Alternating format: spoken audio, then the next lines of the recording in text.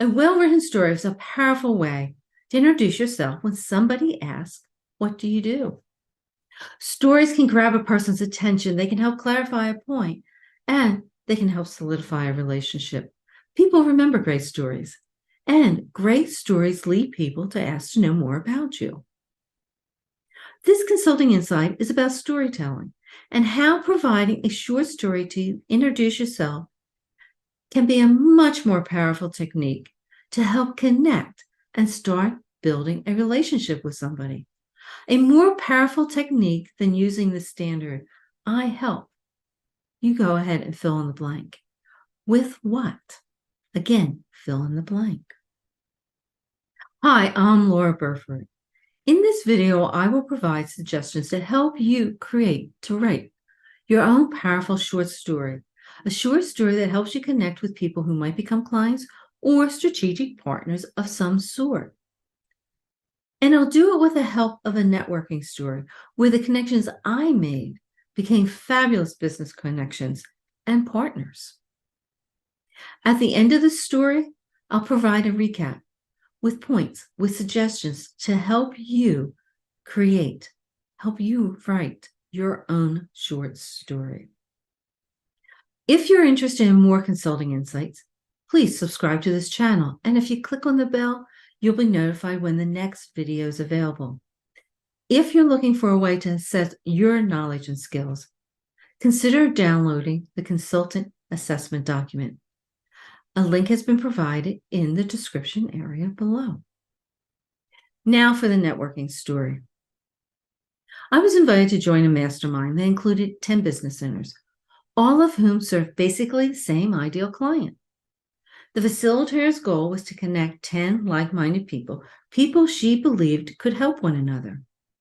At first I hesitated, but then I said yes. I thought, what do I have to lose? I would be meeting 9 other people who were working with or serving basically the same ideal client. I added the event to the calendar and I actually forgot about it.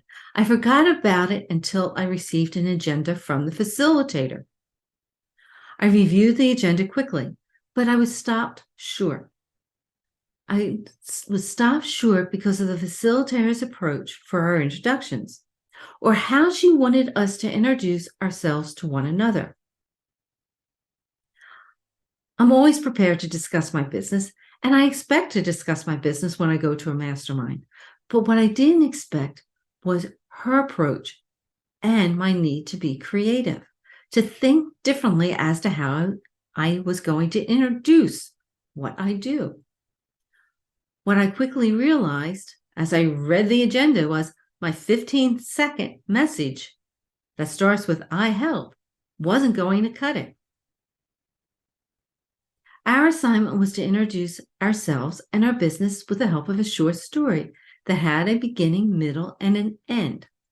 Standard story requirements. The story needed to include a problem and how the problem was solved. Another standard story requirement. The story could be about a client experience, but it didn't need to be. We each had 3 minutes to tell our story.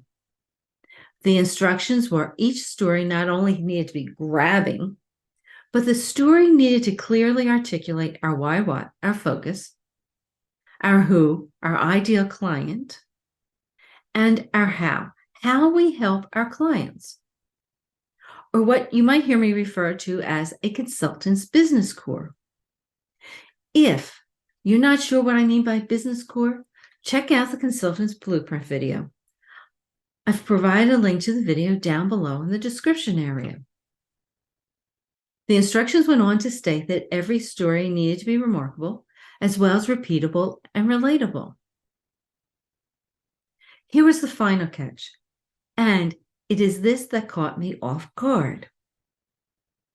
The key person in the story had to be me. It didn't matter if I was the protagonist or antagonist, but I had to be the main character. The facilitator had clearly outlined guidelines for the short story, and although the exercise sounded easy, I realized that wasn't going to be the case. For me, it meant writing a new short story because all the stories I had highlighted my clients as the main character, not me. What I decided to do was to write an origin story, a story that explains the origin of my business and my passion as to why I do what I do. It had a beginning, a middle, and an end. It addressed a problem and provided a solution. In this case, the solution was a framework for PMOs, or project management offices. On the day of the mastermind meeting, we gathered in a conference room and exchanged the normal pleasantries. It was clear a few of the business owners were uncomfortable. I know I was uncomfortable. I was uncomfortable because I was telling a new story, one that I had never presented in front of people before. I'll admit, we had fun telling our stories or practicing our stories. As we analyzed each other's stories, we laughed and joked and provided feedback. Not only did the stories help each of us connect at a deeper level, we got to know one another better, much better than if I had used my standard "I help" introduction statement. Although my story presentation wasn't as smooth or as perfect as I would have liked it, it was relatable because I used me as the example, showing I was vulnerable, and the story did its job. Several people asked to hear more. And that's what a consultant wants. They want a story that engages people and leads people to asking them to hear more. As much as I was uncomfortable the day of the meeting, as I look back, it was a great exercise because it required me to think differently as to how I introduce myself. The connections I made were solid, and the relationship building process progressed quickly, probably quicker than if I had used my standard "I help" statement. The story highlighted a number of suggestions to help you create a powerful, compelling short story that grabs the attention of another person so that they want to hear more about what you do and how you do it. When creating a story, first, determine the story's objectives. Determine the one point you want to address and write to that one point, or tell the story to that one point. The objective we were given for this mastermind, for the story we needed to tell, was to explain to us and our business. As you create your story, be creative. Leverage your personal and professional experiences as well as the experiences of your client. One way to create a short story is to use your client's testimonials as a starting point and expand upon them. Another is to think about you. I had decided for this meeting, for this mastermind, that instead of taking one of my client stories, I would explain my business by explaining the origin of the business or why I started. I leveraged me. But here's the thing, as you are creative, be authentic with your stories and don't make things up. Make sure your stories are real and relatable. And if you do that, there's a very good chance that they will be rememberable. As you write your story, follow a story format. Stories have a main character, and they have a beginning, middle, and end. Stories identify the problem, explain how the characters solve the problem, and the final result and benefit. Keep your stories simple. Don't overcomplicate your story. Too many characters and too many side stories can result in a person getting lost.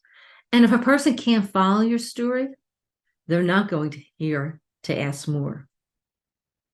Keep your short stories short. A 3-minute short story is long enough to set the stage, identify a problem, and provide a solution. Provide enough in the short story, but not too much. If people want to hear more, they will ask. As you craft your short story, be human, be relatable, real, and genuine.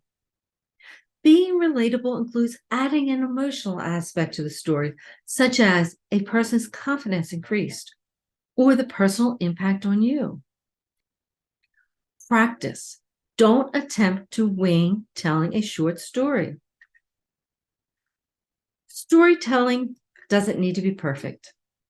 And believe me, many of my stories are not perfect. It is acceptable to make a mistake as you present. It happens. But if you practice, the story will be better. And as you practice, obtain feedback from others, such as, did the story provide enough information, enough insight, and meet its objective? That is exactly what the 10 of us, the business owners, sitting around that mastermind table did by analyzing each other's story. We provided each other feedback. Stories are an excellent way to connect, get to know, and nurture a relationship. Stories that are real and relatable are rememberable.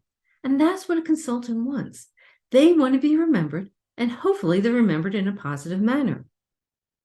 I believe storytelling is a critical but often overlooked skill for every entrepreneur, every consultant to hone, because stories can help you engage with people. Much more than that standard, I help who with what. Stories, particularly well-crafted stories that grab, can lead people to ask you to hear more. And that's what you want. You want to start a conversation with them. Here's something for you to think about. Do you have a story that's engaging enough that somebody asks to hear more? In this video, I mentioned the consultant assessment document as well as a video explaining the consultant's blueprint. You can find links to both of them down below in the description area. If you're interested in more consulting insights, subscribe to this channel, and if you click on the bell, you'll be notified when the next video is available. If you like this video, a thumbs up would be appreciated. One final comment. I've used variations of the storytelling exercise several times, some with other networking groups, as well as with clients. If you believe this exercise might help a group of people you know get to know one another better, use it, modify it, make it your own. You might be surprised with the results. Signing off for now. Do me a favor, take care of yourself, and I look forward to seeing you on a future video.